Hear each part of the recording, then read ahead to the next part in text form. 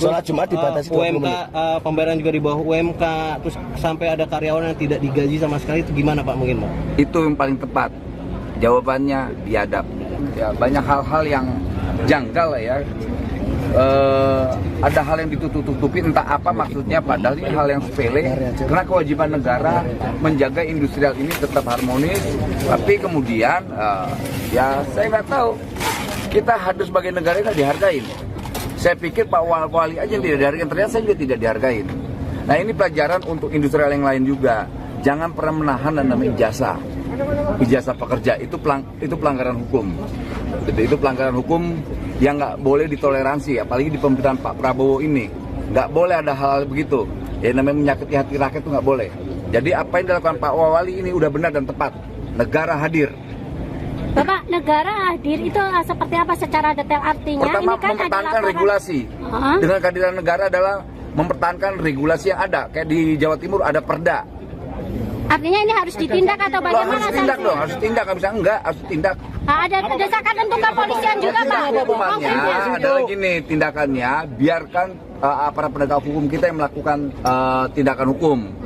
Biar nanti misalnya kayak Pak Wali kan ada beberapa kawan-kawan tuh ada 31 ijazah 30 Pak. Iya, sementara yang dikuasakan ke kami Oke, 14 orang. kuasa hukumnya ini ada 14 orang. Artinya mau 1 atau 2 atau 3 atau 4 perusahaan tidak punya hak untuk menahan ijazah. Apalagi di Jawa Timur ini udah ada perda. Artinya sanksinya bisa sampai penutupan usaha atau bagaimana Pak ini? Kami belum sampai ke sana. Nanti kita akan kaji soal itu. Tapi yang jelas hal-hal yang terkait hak buruh terkait ijazahnya itu nggak boleh. Undang-undang apa itu Pak? Perda. Pak, selain itu kan ternyata kan mantan pegawai harus nebus 2 juta untuk bisa mendapatkan ijazah Pak. Dan itu nebus langsung ke yang bersangkutan, Bu Diana ini Bapak. Berkelit-kelit orangnya. Nggak mengakui semua. Nggak ngakuin. Bulat. Jadi saling tektok. Kita tanya Bu Veronica kenal nggak? Udah resign. Nggak taunya ternyata kita temuin ada di samping lagi kerja. Dia bilang itu kan cuma main doang loh. Ini kantor, ini tempat bekerja, ini gudang bukan tempat bermain. Jadi banyak hal-hal yang janggal lah.